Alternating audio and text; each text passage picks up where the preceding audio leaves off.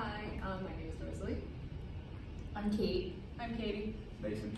And our project is based on social media and talking about different kinds of isms that we have found on the social media platform, particularly Twitter, Instagram, Facebook.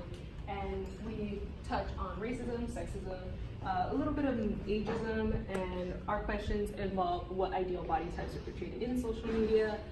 Should there be more or less guidelines to what people can post on social media, and what groups are targeted and used for content purposes on social media to gain followers and for their own benefits. So the first question is, what ideal body types are portrayed in social media? And what we found is that a lot, like as you can see here, we see a lot of the ideal thin image that particularly majority are women try to gain or want in life, believing that that's the way to be happy, to feel beautiful, so on and so forth. And what people gain from this is start comparing themselves, the social comparison theory, where they make their own analyzations and evaluations on themselves based on these images instead of what they're doing in their particular life, and also how they view themselves. But social media does not fail to recognize body positivity based on bigger women. As you can see here, this woman, she does give an insight where being thinner does have its privilege, but it's not the only to being happy, where she is a big woman, but she's so happy in her own life. Mm-hmm. And going off of that, while thin may have been in a couple years ago, kind of as society evolves and grows and we're becoming more accepting of different body types, on social media, on TV, in the music industry, being thick is kind of in now. And as you can see, different celebrities, we have Kim Kardashian, we have different Instagram social media influencers, Kylie Jenner. They really promote that thin waist, big boobs, big butt kind of look.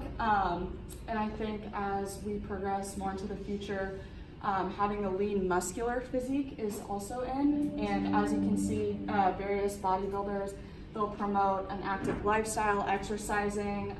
They kind of show that women can be muscular and it can be beautiful and sexy as well. However, on social media, it's not always realistic. There's Photoshop, there's different products you can buy, like Flat Tummy Co. And Flat Tummy is basically a protein shake that it's basically you drink it and you're gonna be skinny, you're gonna have a flat stomach, but that's very unrealistic and there are very terrible side effects to that.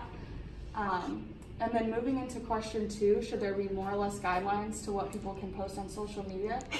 Well, we didn't find that many guidelines. In my research analysis paper, I found an article detailing how your profile picture on Facebook can say a lot about you. Universities, jobs, they'll look at it. They can kind of judge a book by its cover, if you will. So here we have somebody smoking on social media. We have 2 girls with alcohol. It says fired.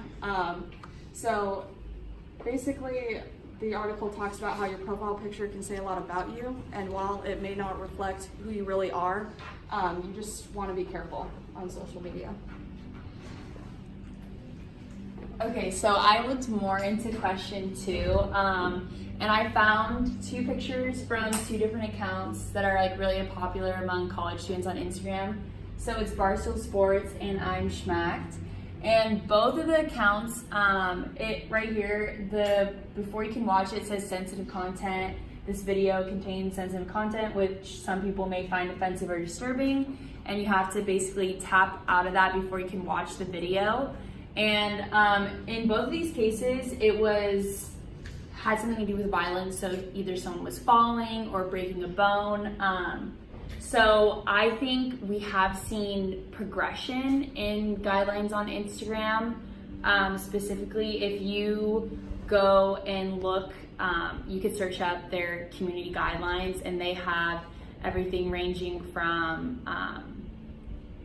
violence, harassment, nudity, and Facebook also owns Instagram, so you would think that their guidelines are similar, but Facebook actually has a lot longer guidelines than Instagram.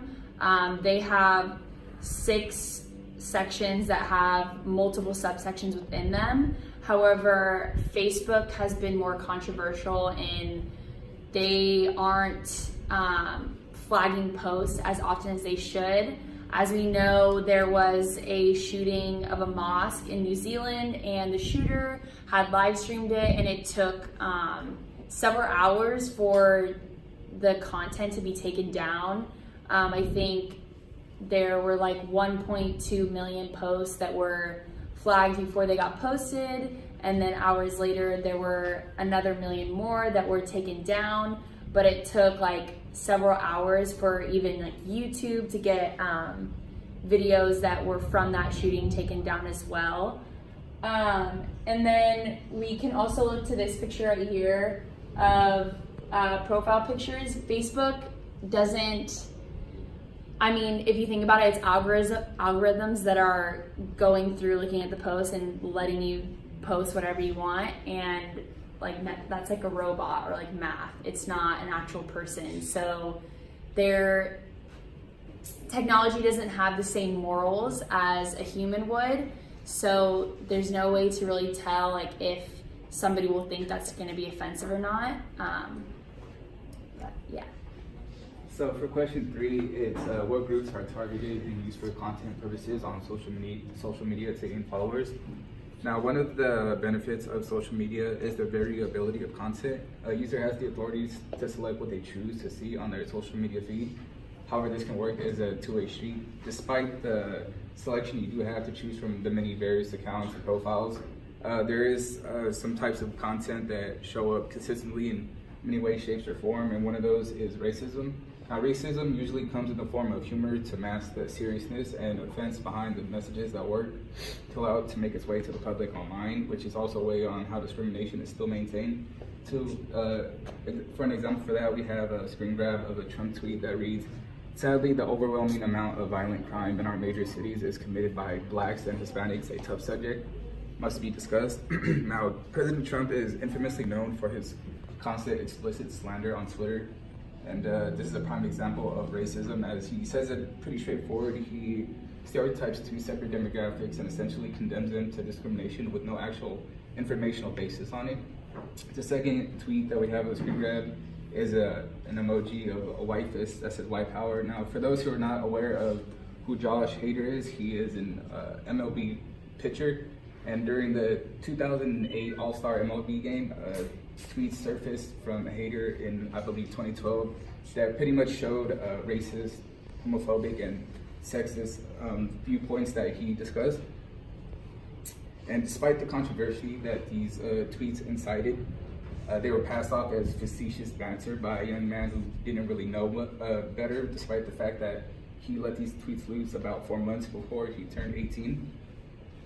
And another form of sexism that we see, another form of content that we see is sexism, and the new iteration of online sexism against women is portrayed as irony or joking, which makes it okay to pose, especially through the use of memes. Possible motivations for this are seeing the misfortune or suffering of another person, pleasant feelings of superiority, or positioning laughter and humor as a kind of stress release mechanism and providing release from psychological discomfort or tension.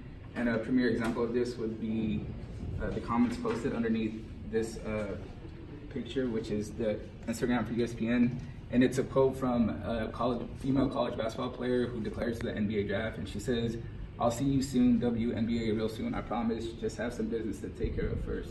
Now, these comments are just two of many, of thousands actually, that exemplify the sexism on social media, and the first one reads, "Don't post about the girls, we don't watch them," and the second one says, "She has unfinished pasta on the stove."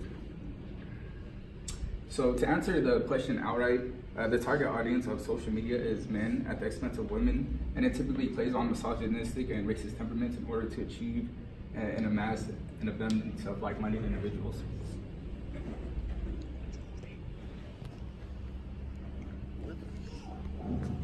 All right, and touching on the third question, yes, there is a lot of like racism and sexism going against certain groups. But at the same time, I feel like we're actually heading into a right direction in terms of empowerment towards women. As you can see here, women do not have to be thin, cook for you, have long hair, be feminine. So there are people who do have the mentality where it's like, let's not think of how people used to think of women back in the day as of now. They're like strong, empowered people, as well as men. Like we're not going to say that this does not happen to men, that there are certain standards held up to men, but there's just more research based on like what we see with women, and that's what we can mainly find.